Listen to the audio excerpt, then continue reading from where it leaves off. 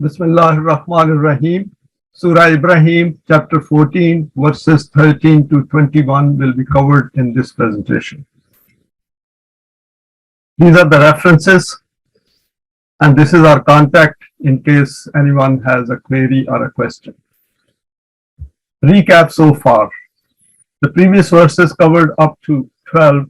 We will cover some of the salient points mentioned under those verses. The Quran helps us to come out of cognitive darknesses into light, where it enables us to see the reality of our existence in this world clearly. Historical accounts, as noted in the Quran, help us to understand the application of the permanent values and also point to the fact of establishing the system of deen, without which we will never be free from the fear and grief created by the unguided human intellect.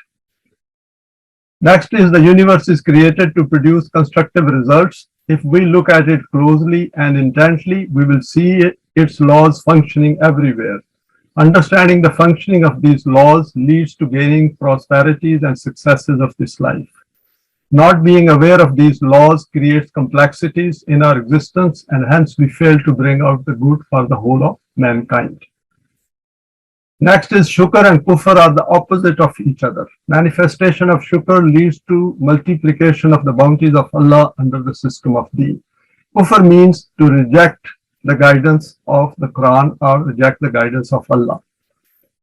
The messengers of Allah were human beings and received wahi from Allah, and then they followed it. And they were human beings like each one of us. If they could follow it, so can we. To those who look for guidance, the paths to Sirat and Mustaqeem become visible to them, and they become attracted towards the guidance of the Quran as a system of deen.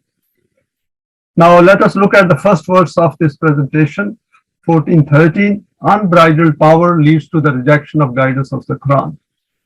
وَقَالَ الَّذِينَ كَفَرُوا لِرُسُلِهِمْ لَنُخْرِجَنَّكُم مِّنْ أَرْضِنَا أَوْ لَتَعُودُنَّ فِي مِلَّتِنَا فَأَوْحَىٰ عَلَيْهِمْ رَبُّهُمْ لَا نُهْلِكَنَّ الظَّالِمِينَ. Very interesting verse. At this, these people who used to reject the laws of Allah, that is Kafirin, said to their messengers that we are not willing to hear more. Either you quietly accept our ideology or else we will turn you out from our land. Because they were in a position of power and they did not like the guidance of Allah, or guidance of Wahi. They imparted this threat to them, and their Rabb stated to them via Wahi, that is Allah as Rabb stated to his messengers via Wahi, do not be fearful, we will destroy these doers of injustice and transgression. So now this particular part of the verse is addressed to us. Note here Rabb, which means the system of Rububiyat, which was being opposed or resisted by Kafirin. Opponents of Al-Haqq resort to extreme threats and punishments. Over here I've quoted some verses just to illustrate this point, that these people who oppose the message of Al-Haqq, they do this. قالوا يا شعيب ما نفقه كثيرا مما تقول وإنا لا نراك فينا ضعيفا ولولا رهتك لا راجمنك وما أنت علينا بعزيز. Now this is about Hazrat Shuaib. They said that, oh Shuaib, because Hazrat Shuaib was giving them the message of Allah. Firstly, whatever you say, many of these things do not fall within our understanding, because they don't want to understand it. And that is why it does not fall in their understanding, because their own desires, their own vested interests prevent its understanding. Hence the question to accept these does not even arise.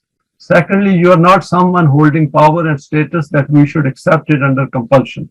This is very interesting, that they say that you are weak, and why should we accept? What are our benefits? What benefits we accrue, we get by following this message? That is in terms of material gains. The reality is this, that we merely have regard for your family. If they were not with you, we would have stoned you to death, and you could have done no harm to us. Very interesting part of it, that they were not scared of the consequences of the path they were following. They were more concerned about the relations, about whatever power the messenger had. So they were more concerned about the relationships and the biological connections around them. That is, their existence was at an animalistic level. And secondly, they are saying we will stone you to death. So this punishment, which is sometimes advocated by those who are following the sectarian Islam, stoning to death is of those who do kufr. So this is something we should keep it in mind. Next is innahum in yazharu alaykum yarjumukum aw yu'idukum fi millatihim wa lan tuflihu izan abada. These people of now over here, people of the cave, if we remember in chapter 18, Surah Ibraheem, there were Momineen who were fed up with the system around them, and then they decided to leave the place. People of the cave said that this precaution is essential because if people find out about us, then they are not ones who would leave us alone. Either they will stone us to death, very interesting here, or will force us to adopt their maslak again. And their maslak means their sect, their version of beliefs, which is non-Quranic. If this happens, that all our exertions will become like dust. And they knew, these Momineen knew that if they went on their path or their maslak, then they will lose everything in their life. That is, their self will be destroyed. We will never be able to see the face of success. So again, over here, 2 points come out, that they wanted to stone them to death, and or they wanted them to come back to their faith, come back to their maslak.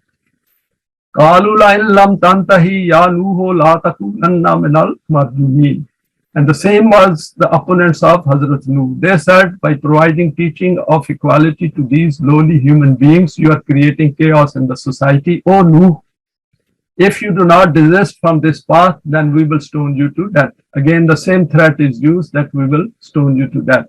So these are the things which we should keep it in mind, that when we give the message of Allah, because it goes against human-based desires, then they are going to oppose it because they think they are in majority and they have power, so they can do it. Now let us look at further explanation on this verse 14-13, pointing to the unguided human psyche. Here the Quran has drawn our attention to an important aspect of the human psyche, which human beings display when they are in a position of power or in majority. They do not wish to hear any voice of reason and desire to use their force to silence it. We can witness this in today's world, where powerful governments threaten voices of reason with expulsion, imprisonment, and even take away the nationality of those with whom they differ. It is very seldom that people realize that this earth does not belong to any one of us. When we die, we leave behind all that which falls in the category of mind. Secondly, no one has the right to deny some place to live in this world. So on two accounts, I looked into it. Two accounts, these guys are absolutely wrong. They have no right to say that what you are professing is wrong unless they have a reason, unless they can present any reason and some evidence. And secondly, they immediately talk of expulsion. This is a weakness of human beings. Even we have seen that children living in a house where if they differ with parents, the first thing parents do is, you get out of my house. And the husband tells wife and wife tells husband, whoever is in a position of power tells the other to leave the house. And this is wrong. Instead of concentrating on what value is under stake, what is being discussed, we immediately resort to physical power, use of physical power and abuse of physical power. On the one hand, we have a so-called rule of free speech, and on the other hand, we then look for means and methods to silence voices of dissension. I have tried to apply it to our environment in today's world. This is the darkness of the human mind to which the Quran directs our attention. Freedom of expression is something which the Quran has emphasized. Quran has very clearly said, La ikraha fid deen, you can express your opinion. And of course, it has to be based on reason, on evidence, and it should be truth, and should be conforming with the reality. It is required to know the intentions of people, and when people raise their voices and show concern, this contributes to human accountability. Another thing which is very important is that we should never silence people, never silence the free speech, because through free speech, people express their intention, people express what they have within them. And this is part of accountability, because if somebody hides it and we do not know what he or she has got in our heart, then we will know their intention. So in a society where law of requital is functioning freely, we should allow freedom of speech. Of course, that freedom of speech should be defined by values. People who are beneficiaries of an unjust system wish all others to conform to its relative value system, and any potential opposition is a threat, which is a fact. They never feel comfortable with anyone living among them who does not agree with their Muslim, that is their version of belief system and religion. They recognize the threat posed by the Quran. It is the fact that people who are not Quranic or do not wish to come to the Quranic, they immediately sense the threat posed to their way of living, the threat posed to their path. They do not think of the hereafter because they do not think there is a hereafter. Even if they utter through their lips, they do not are not convinced of the hereafter. They go for the immediate benefits of this life. As a consequence, they of course create problems of others. So if we look at their conduct and behavior, we will see that they create plenty of problems around them. Then Allah provides assurance to Momineen that فَأَوْحَى عَلَيْهِمْ رَبُّهُمْ لَنُهْلِكَنَّ الظَّالِمِينَ. Zalimeen, that is unjust people who do not leave the things at their proper place, cannot prosper when Jamaat opposing them stands up to confront their evil doings. So this is a great reassurance in this part of the verse for us, that we should, because if we claim to be on Al-Haqq, we are following the Quran, then we should keep doing it and never be worried or concerned about these things. 14:13, everything follows the law of Allah and its knowledge provides strength to Momineen. Some more points on this particular verse. There's a lot covered in this verse. In response to this, لِنُخْرِجَنَّكُم مِّنْ أَرْضِنَا, the Quran has declared that those who follow the guidance of Allah are not left alone and their efforts come to fruition at some point in time. Firstly, those who follow the path of Allah make their choice willingly based on the conviction of their hearts and minds. They dissociate themselves from the maslak of those who are not willing to come to the path illuminated by the light of Wahi. Because if we go back to their maslak, then of course the status quo will be maintained. The problems in the world, the injustice will prevail. Yateem and Mustaqeem will keep being created. So we have to go against them. It is not something theoretical that we just keep remembering the Quran in our room and we say we have done the job. We have to pass on the message to others so that those who think there's something wrong with the system around them can join up and then make an effort to change it. Secondly, they come together to remain united and enhance their understanding of the system of Deen in every respect. By declaring that فَأَوْحَى عَلَيْهِ رَبُّهُمْ, reassurance is provided to their hearts. Note the plural tense in this declaration. So by saying hum over here, the Quran has said you have to be together. It's not a one person's job. It has to be together. That is why messengers always raised a Jamaat of the willing, not the unwilling, willing. Towards the end of this verse, the Quran has emphasized the accountability aspect of the law of requital. We need to keep reminding ourselves that we are not in this world forever. We need to put in our best together on this path. Day comes and day goes, life goes on, and we know it that time passes very quickly. One Sunday to another Sunday, we have seen how quickly it passes. The issue before us is what have we done in the days between, so that we can stand up at least that we did our best, whatever we could. 14 verse, that's the next one. Human efforts made on the path of Allah never go wasted. وَلَنُسْكِنَنَّكُمُ الْأَرْضَ مِنْ بَعْدِهِمْ ذَلِكَ لِمَنْ خَافَ مَقَامِي وَخَافَ وَعِيدِ. And after destruction, we will settle you in their land. So Quran has continued from the previous verse and said that they will be destroyed and you will replace them if you continue on the Sirat Mustaqeem and remain united. And this will not happen because we wish to take your side and have enmity against them for no reason. All this will take place according to our immutable law. So Quran has made it clear throughout that everything follows laws. So if we get help by being on Sirat Mustaqeem, then it will be according to his law, which is we know is of Mukafat. And this is exactly what will happen in respect of every one of those nations that knows what the status is of the law of Allah in the universe and what the repercussion of going against this law is, and they remain wary of this repercussion. We have to remain very vigilant and keep reminding ourselves the law of requital is working, and if we keep following the path, we will get the results. Now, some further reflections on this verse. Those who strive in the path of Allah with a view to helping mankind get rid of their visible and invisible chains will replace the existing exploitative system. Now, this is a law. one can say that there is nothing visible, there is no visible portent or sign around us. That doesn't matter. The fact that we have come on this path and our hearts are getting united, that means law of requital is working, that the law of respite is presently also working, that there is always a gap between the time we make an effort and its results. The Quran has pointed to this fact at a number of other places. For example, Quran has said,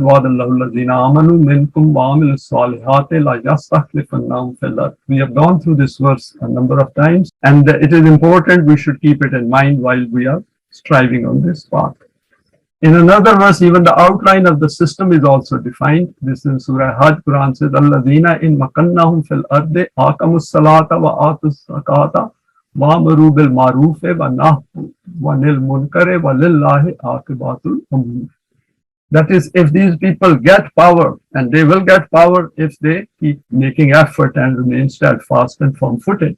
And what will they do? They will establish the system of salat. They will, and part of that will also be zakat. Their opportunities will be provided for the development of the self. Development of the self is an essential part of deen. In fact, it's a paramount part, along with the material means of sustenance. And what they will do is they will promote maruf according to the Quran, and they will stop from those fosha, from wrong which people commit when they do not follow this path. And every matter of theirs, walillahi aqibatul umur, every matter of theirs will go back to the Quran for the same. The Quran has declared very clearly, based on evidence, that nothing in the world and the universe remains unaccounted for. And our task is to understand the functioning of the laws of Allah. When we acquaint ourselves with more details, our iman will become stronger. This knowledge is a prerequisite to the self's development to a very elevated level of understanding. Next point is, human beings only make full exertions when they are sure of their own success. And this is very important. We only tread on a path. For example, if we are treading the Sirat and Mustaqeem, we have to have an absolute conviction in it. And that conviction comes through our iman. That is the participation of our heart and mind. And of course, rejecting the non-Quranic system. If we are not sure of the results, then we do not remain focused and make half-hearted exertions. The Quran has reassured us repeatedly that Momineen are not left alone and that none of their efforts go to waste. Here the Quran is declared by stating a criterion that ذَلِكَ لِمَنْ خَافَ مَقَامِي وَخَافَ وَعِيدِ. That is, we have to keep in mind in our hearts that if we do not do this, then of course there are going to be problems. And these are those concerns deep down for yatim and miskin, for those who are deprived, who are being exploited, which should motivate us that this is the path which we must follow to get success and to replace this system. Those who always keep the consequences of their conduct in their consciousness. This is a very elevated state of human consciousness. And we have that potential to remain aware at a very high level of awareness and consciousness. We have got that potential, and we have thrown some light previously as well on this aspect. 14-15, individually our physical death will end or stay here. Mastaftahu wa khaba kullu jabbarin anid. Consequently, those people did not accept through reason and evidence and desired that the decisive matter should be manifested before them. This is another thing that human beings say that, okay, you say that the punishment will come according to law of mukafat, go and bring it. As if it is a blessing, it is some kind of showering of flowers, of petals on them. It is not. So it arrived. I've seen people, they are living a very healthy life. They will not listen to the message. The moment some serious health illness comes, they are the first ones to ask you for prayers and for dua and supplication. And it unsettles them because death is a fact of life. And this body is not with us forever. It's not an eternal body. What we have eternal is within us. Its result was that every rebel and transgressor who had opposed the law of Allah remained a failure and was doomed. There are some points here. When we do not hold ourselves accountable and keep pursuing the wrong paths of life, a stage arrives where the results of our deeds catch up with us. The Quran has mentioned this aspect in many verses. We have gone through it in a lot of detail previously. At a collective level, when nations resort to injustice, We need to warn them of their path of life. In today's world, leaders of weaker nations do not carry out the task of forbidding evil and promoting good. This strategy may give them respite for a short period of time, but in the long run, when the destruction arrives, then it does not spare any one of them. Now, when we forbid evil and promote good, it helps to develop ourselves. We become conscious of it. We become concerned, and we warn others as well. Because in human world, things are quietly happening. When something wrong happens, the results are always there, though they are invisible. Same goes for the good. So the instruction for us is that we should never ever give up and continuously remain on the lookout to warn others and at the same time warn ourselves as well. And whatever solid deeds we can do, we should keep doing it individually as well as collectively. In any case, all of us have to die one day, and one can imagine the eternal loss of the life of the hereafter. There is nothing for those who lived life as if it will end with their physical death. And we can see the evidence of it. Just imagine and look at our own self, which has developed significantly in the light of the Quran when we use its criteria. We couldn't even think of these things which we are sharing now. And others who haven't shared it, imagine how backward their self is, how underdeveloped their self is. So comparing the two, one can see the disadvantage of holding back from the message of the Quran. Khaba, the word used over here is Wakhaba kullu jabbarin anid, and Khaba has appeared opposite to Aflaha in this verse. And we can have a look in these verses, two verses, and here it means the one who has suppressed himself. So nobody else has suppressed himself. He himself has suppressed himself, and he has become Jabbar, which is become tyrannical, unjust, like those people who were trying to turn away the Messenger of Allah and his Jamaat of Momineen. And same goes for the word Anid as well, that these are the people who resort to injustice, who are essentially part of Zalimeen. The life went wasted due to evil deeds, i.e. made wrong choices in life. And nobody else does that. They make their own choices. When they are threatening others on Allah's land, on Allah's earth, while they have no right to threaten others, that means they are doing wrong to their own self, and they are transgressing the limits defined by Allah's laws. So next verses are 14, 16, and 17. I have combined them together. Human death is a fact of our existence. Becoming conscious of this is part of the self-development process. The verses are Mim varaihi jahannamu wa yuska mim ma'in sadid. Yatajarra'uhu wa la yakadu yusibuhu wa yatihi al-mautu min kulli makanin wa ma huwa bimayyitin wa min varaihi azabun galeez. So over here Quran says, and this failure and defeat was not temporary, instead it was a permanent hell which became stuck to them. In this life of humiliation, they received food and drink instead of receiving nourishment from this. It became an obstruction in the development of their human potentials. And Quran has given us a nice metaphor over here that if our physical side, if economic side is affected, then of course it is going to affect ourselves as well, because it will affect the environment in which we are operating in the world. They were conscious of this life of humiliation, hence they had difficulty swallowing their means of survival, but they had to consume it regardless. Because we got a body, and since ourself being attached to our body and intertwined with its characteristics or its performance or attributes, we have to look after this side as well. And then whatever happens to the body, then of course it happens to ourself as well. They could see the wherewithal of death all around them in every direction, and they desired that death should come to them so that they could become free from this hell. But even death would not come to them. Rather, instead of death coming, there was an increase in the severity of this hell. And we can see this around us across the globe. Of how chastising and life-threatening is the hell of humiliation and subjugation. So when economic deprivation starts through human hands, whereas there are more than enough means of sustenance on earth, then it affects ourselves as well. So we should never think that if body is being fed adequately, and it will not affect ourselves if we do not follow the values of the Quran, it will affect at some point in time, because it will destroy the environment, the peace around us. Graphical state of hell created through human hands. The Quran has used the example of the fact of human death factually as well as metaphorically. So Quran says that keep death in mind because there is a death, literal death, and there is also a death of nations when collectively people do not behave. And they create a system which is based on zulm or injustice. By stating this, kullu nafsin zaikatul maut wa inna tuwaffu fauna ujurakum yawmul qiyamah. See how over here the Quran has first stated that every nafs will taste death and then said that everyone will be paid back whatever they have earned. And on the day when will it happen? When the results of their deeds manifest in this life and of course in the life of the hereafter.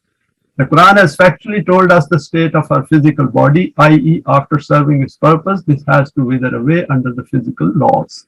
However, its death does create cognitive effects which are also referred to in numerous verses. The Quran has recognized the fear of this death. However, this can be eliminated by following its guidance, that is through Iman and Salih deeds. Next point is the hell which humans create through their deeds is in front of us, i.e. the effects which our deeds create lead us and manifest themselves as we tread through the period of respite. So while there is a period of respite, all results don't show up. Some results do show up partially depending on what we have done. For example, if we are bombing someone, of course, the children will die, the human beings will die, and those effects will show up in front of us. And if there is a reaction in that land, that will show up as well. But the sum total of those effects on the home country as well as on the country on which they are doing injustice will show up after some time. We meet up with the consequences of these deeds and will get surprised if we are not aware of the functioning of the law of requital. The life lived by many in this world is neither life nor death. Now, this is very important. If we look around, and this point we have discussed before as well, thrown some light, that human beings have certain latent potentials. If those latent potentials do not come out, do not manifest themselves, do not materialize in our world, that means that is the sort of death of those potentials. It's like this, that if we have a fruit tree and we have sown it, we have put it in the ground and planted it and does not bear fruit for some reason, then it hasn't really made its own manifestation successful in front of us because it never bore that fruit which it was meant to bear, meant to blossom or show us those results. Same goes for human beings. If each child is born with certain potentials and those potentials do not come out, and all those potentials are given in the Quran. In any case, if we are living this life thinking it will end with death, is no life. It's an animalistic existence.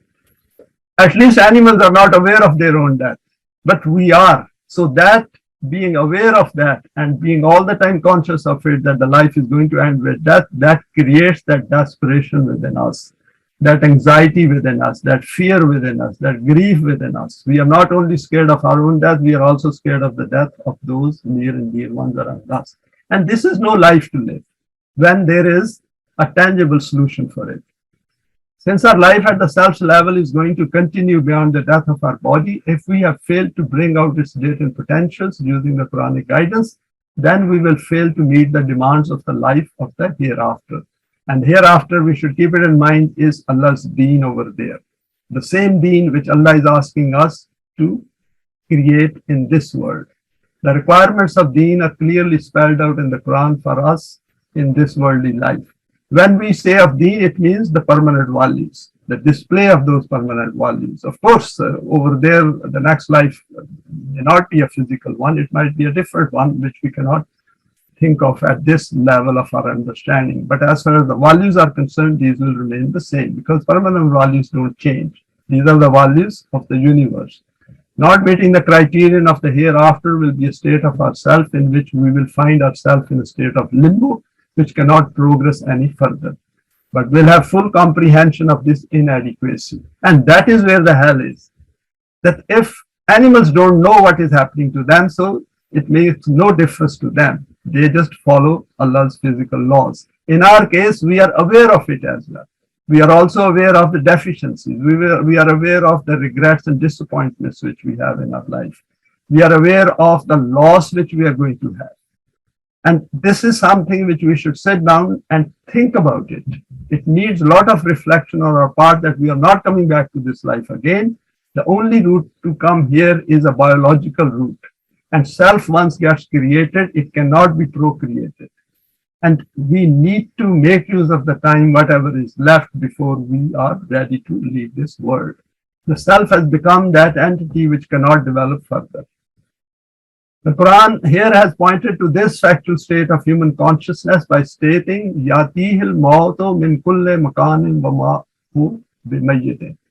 This will make it worse, as one cannot come out of it, as there is no further opportunity available to rectify the situation. So Quran has said over here that they will see death coming from all direction, but they will not die. This is a very painful existence.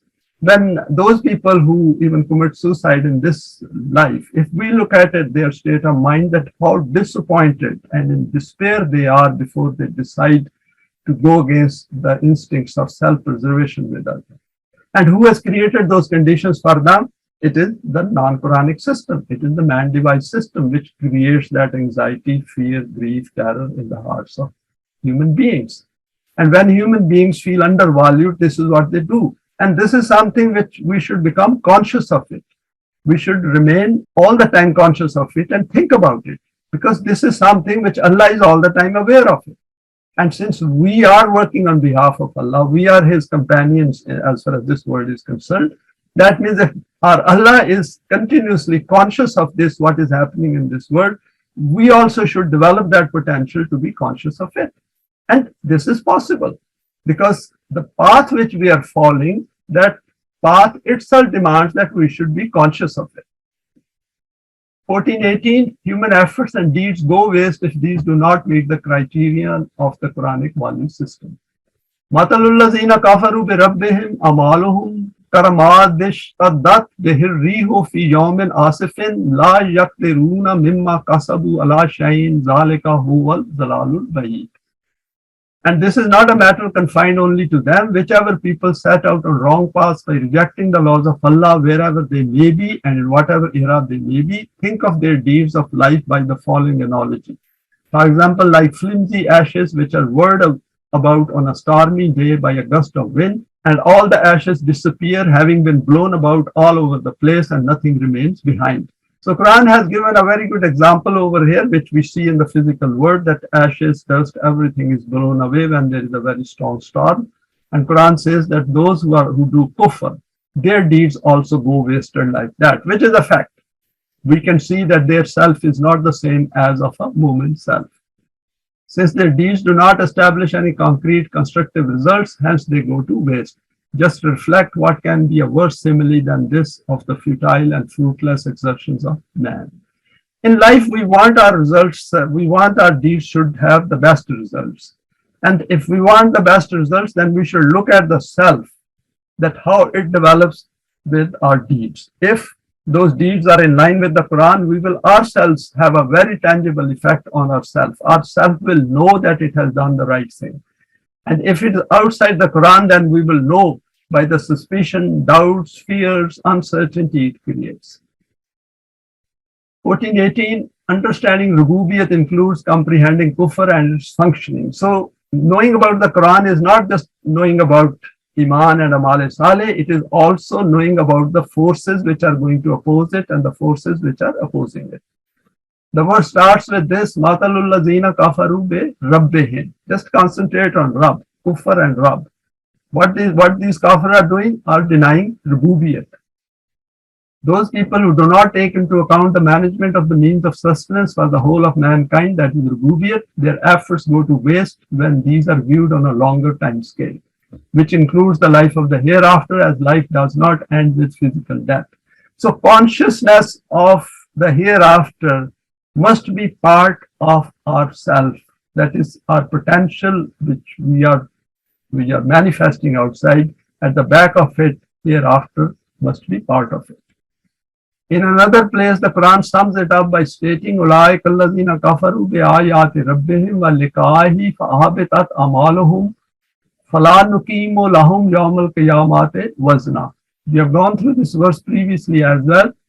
Over here, what Quran has said is that those who reject the signs of Allah, who reject those signs which are dispersed throughout the universe. If they think that the universe is created aimless, it has no constructive meanings, then they are doing kufr. And by doing that kufr, whatever deeds they are doing, those have no long-lasting effect on their self. Their self remains deprived as if it never developed. And what will happen is, on the day when the results will matter, no balance will be raised, because there will be nothing to weigh. There will be nothing to put in the balance. So that is an important thing. Here, by stating habitat amaluhum, the Quran has drawn our attention to another important fact, that their deeds may seem very attractive, but when checked against the Quranic criteria, these will have no value.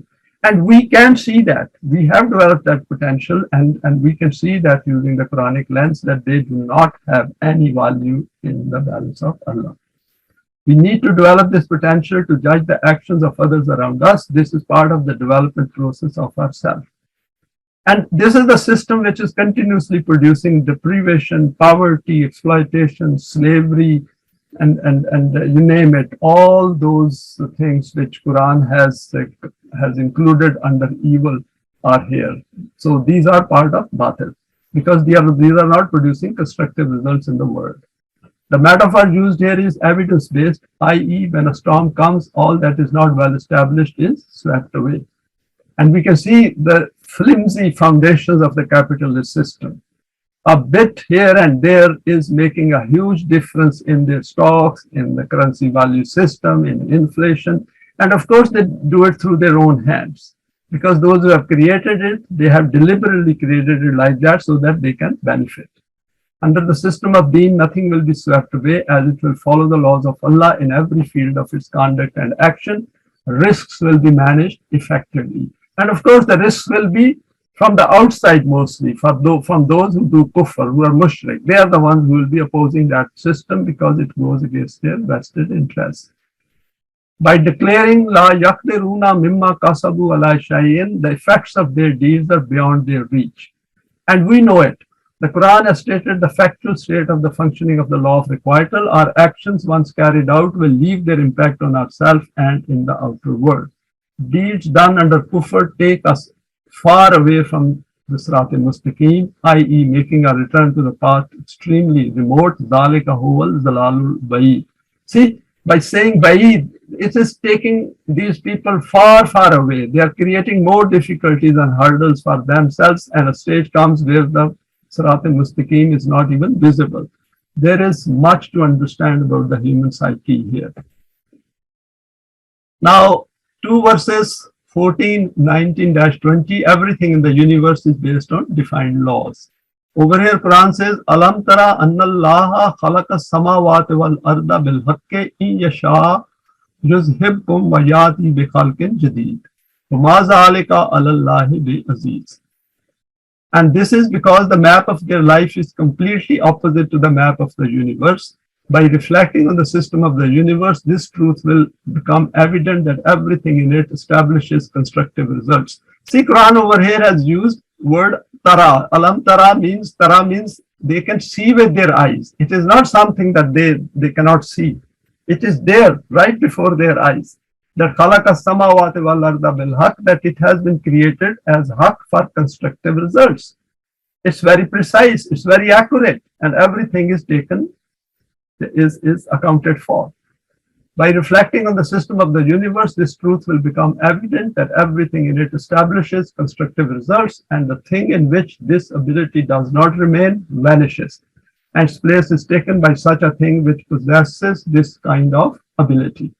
Hence, say to them that if your deeds do not produce constructive results, then you will not be able to fit into the map of the universe, and Allah's law of the universe will take you out and throw you away, and will bring a new creation in your place. Beautifully summed up here, that a new creation in your place, and this is being done right before our eyes. The old system it is on a conveyor belt system. If it is not constructive, then it is being replaced another one which is following behind it. And it is not at all difficult for Allah to do this. And same goes for Momineen as well. They should become Aziz, and of course they have to be Hakim as well. so that not only they acquire power, they then use it according to the permanent values. Two verses needing a profound reflection. Over here, I've quoted two verses, one after another, and these are quite interesting. وَلِلَّهِ مَا فِي السَّمَاوَاتِ وَمَا فِي الْأَرْضِ وَكَفَى بِاللَّهِ وَكِيلًا إِن يَشَاءْ يُذْهِبْكُمْ أَيُّهَا النَّاسُ وَيَأْتِ بِآخَرِينَ وَكَانَ اللَّهُ عَلَى ذَلِكَ قَدِيرًا. The system of Allah does not need the aid of any other helper, and the highs and lows of the universe are an evidence of this. So the way Quran has told us factually that this system of Allah is working without the help and intervention from outside. Allah has created it in a way that it is working and following the laws which are created for it to function properly. But the human affair is different in these meanings, that other things of the universe do not have the choice for this, that they can go against the law of Allah, and man has been given this choice that if he wishes, he can adopt his law, and if he wishes, he can reject it. So in human case, while our body is following Allah's physical laws, in the case of our self, we can make choices and make decisions. And we, of course, use our body to make decisions because we have got intellect. And once we make the decisions, again, up to the point of decision, it is in our hand. But the moment we have made the decision, then it is not in our hand, it becomes external to us. Then the result of that decision will manifest itself at an appropriate time. So this is something which we should keep in mind all the time. If we want a better hereafter, a better life later on, for example, before we die, then we have to acquire Iman now and do solid deeds so that our hereafter is better than our present. We have done all this according to the program of our Mashiach, that is according to Allah's laws. Otherwise, it is not at all difficult that by eliminating existing mankind, which has choice and intent, we bring such an entity which keeps obeying unwaveringly the laws of Allah, just like the things of the universe. We have the power and control to do this. Very important point here from previous verse of Surah Ibraheem. I thought where it is mentioned Khalq and Jadid, that a new creation comes in their place. Then over here, Quran has said that we can replace whole of mankind. It is not that we are bound by this, that we have to live with this mankind. In fact, whole mankind is getting replaced, because in any case, through death, physically, these people are going away. But morally as well, our own deeds are creating such an effect that if we have the ability to sustain ourselves and remain established, then our deeds, if these are in line with the laws of Allah, then we will get strength, we'll have a balanced life, and our life will be free from fear and grief. But if there is fear and grief in the world, that means we are not following the correct path, the path defined by the permanent values. Better comprehension of the laws functioning in the human world is a need of the self. Here the Quran has drawn our attention to the physical evidence of the universe and the world around us, which we can witness with our eyes, and we can question its purpose, and then through empirical research come to this conclusion that all this is Al-Haqq and not Batil. It is meant to produce constructive results. So Al-Haqq means the constructive results which are in line with what is given in the Quran, which follow the permanent values, which are for the good of whole of mankind. As Quran has said, and we went through it in Surah Rat, that what is good for mankind remains on earth. So that is Haqq, Al-Haqq. Whereas Batil is which does not produce constructive results. In fact, it produces destructive results on a short term as well as on the long term basis. Implicit in this declaration is the seed for perceptual and conceptual knowledge, for which man has been endowed with the faculties of seeing, listening, speaking, heart and mind, etc. By repeatedly drawing our attention to the outer world and to our cognitive makeup, Allah is asking us to justify our existence to our own selves by recognizing our latent potentials and utilizing these with a view to bringing out the best of ourselves. So just see, if we bring our best out of our own self, which we were not even fully aware of it in the light of the Quran, what a great feeling we will develop within us, what an incentive we will have, what a high motivation we will have. It will encourage us to go further and further, because the path of Sirat and Mustaqeem will always have a better future ahead of it. And even if when the battle comes, the best will still be awaiting. So this is how we should look at it. If we fail to do this, then essentially we have failed our own self by not exploring the best within us. And in that case, we will not acquire those lofty heights for which we have all the necessary means at our disposal. We will fail to create a world where all our wishes as one mankind become fulfilled, and which will lead to the creation of that self which has the capacity to create more desires not yet known to humanity. Allah has drawn our attention to this fact that if mankind keeps following the path of man-devised system, then they do not have infinite time. So this, we should be very clear that we do not have infinite time, that nations can keep doing whatever they like and nothing will happen. And we see the results. Of course, these things appear very slowly, gradually before us, and then they suddenly become a big revolution. As Batil has the seeds of self-destruction within its existence, and we can see those seeds of self-destruction. Because whatever human beings do, those come out, and by the behavior of the human beings, we can find out which side the majority is going. This is essentially for those of us who have come to the guidance of the Quran. Otherwise, those who are non-Quranic lot do not care about this. And we should keep it in mind that majority, it's not a question of majority or minority, it is a question of the permanent values of Allah. Our efforts should be to always 100% to follow the permanent values of Allah. Even if there is one person sticking to permanent values, he or she will be on Haqq, he and she will be on Al-Haqq, while others will be on Batil. So it is not about numbers which matters. What matters is Allah's values in the Quran, because it is Al-Haqq according to which results are manifesting in this universe and in this world of ours. 1421, the law of respite should be heeded. وَبَارِزُوا لِلَّهِ جَمِيعًا فَقَالَتْ ضُعَفَاءُ الَّذِينَ اسْتَكْبَرُوا إِنَّا كُنَّا لَكُمْ تَابِعًا فَهَلْ أَنْتُمْ مُغْنُونَ عَنَّا مِنْ عَذَابِ اللَّهِ مِنْ شَيْءٍ قَالُوا لَوْ هَدَانَا اللَّهُ لَهَدَيْنَكُمْ سَوَاءٌ عَلَيْنَا أَجَزِينَا أَمْ صَبَرْنَا مَا لَنَا مِنْ مَحِيصٍ. At present, there is an interval of respite in which preparation for the final decisive confrontation is to take place. When this interval passes and will appear in the arena to confront the law of Allah, and it will be the time when the hidden results will materialize in a tangible form. Then at that time, the weaker people, i.e. the public who always follow their leaders, seeing this destruction, will say to their leaders that we used to follow you. Will you not today produce some way to protect us from this destruction?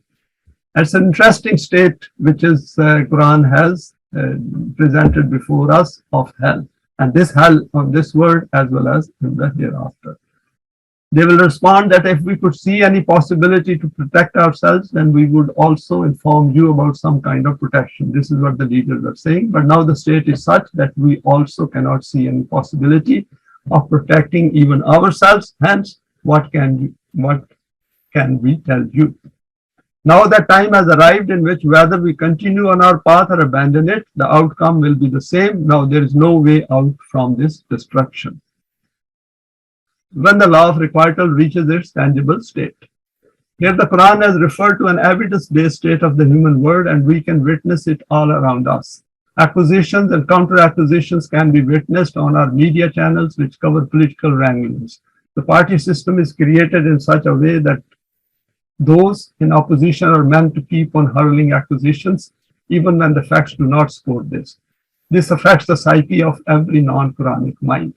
So we should keep, we know it that whatever goes around and whatever we hear and whatever we digest and whatever we reject has an impact on our own self. If we make a diary of events taking place in one day, and by listening to on the media and by reading and by interacting, we can see how much effect it has on ourselves, and it becomes part of our memory, whether we are aware of it or not. We need to observe these wranglings on the world media very closely and confirm the functioning of the law of requital and the law of respite. This aspect needs to be used to educate and train our children, and this will help us to apply the Quranic values. Another important point here is about regrets and disappointments which the human intellect suffers due to wrong decision making in life. The Quran helps us to minimize these negative thoughts. When we make our decision based on the permanent values, and on the available information at a certain point in time. If it turns out to have an outcome which is not expected, even then it does not lead to regret and disappointment, as we did our best with the information available to us, and we did not go against any of the Quranic values. Important point here that in the case of Momineen, we should know that we are within the man-device system, where there is a very high risk in everything we do. Because capitalist system is an unpredictable system, it creates unpredictability and uncertainty deliberately. Whatever decisions we make within the permanent values of the Quran, if it doesn't go in our favor, let's say materially, then we should not suffer from regret and disappointment. We should be very clear that we made that decision with the available information at that point in time. If the things have gone wrong, it is because of the system around us. Regrets and disappointments come when we go against any of the values of the Quran.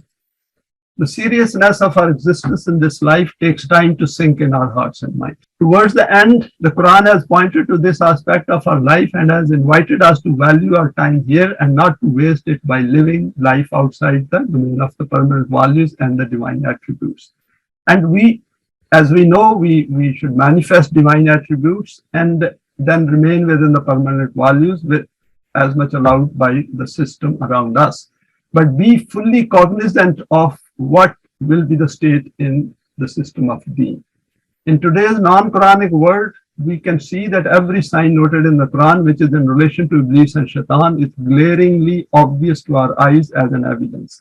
If despite this we wish to remain willfully blind, then the loss is ours. So what is reported in this verse, we should keep it in mind that we should not be part of this wrangling which is going on between leaders and the followers.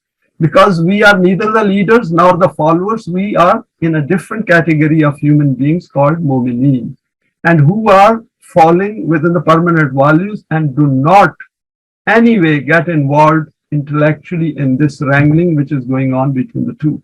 And this is only possible if we dissociate ourselves from the political system around us while being fully aware of it, that what is happening there. We should stop complaining about the ills of the man-device system, start getting busy with the successes of the capitalist system and forget about the hereafter. So what I've done over here is that if we want to remain willfully blind, then we cannot complain about the system in which we are living, because complaint means that we have to take a different path.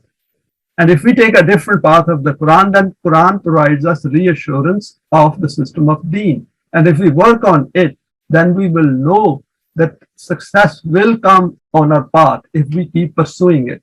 And if we remain united, unite our hearts and keep following its values and keep understanding what is given in the Quran.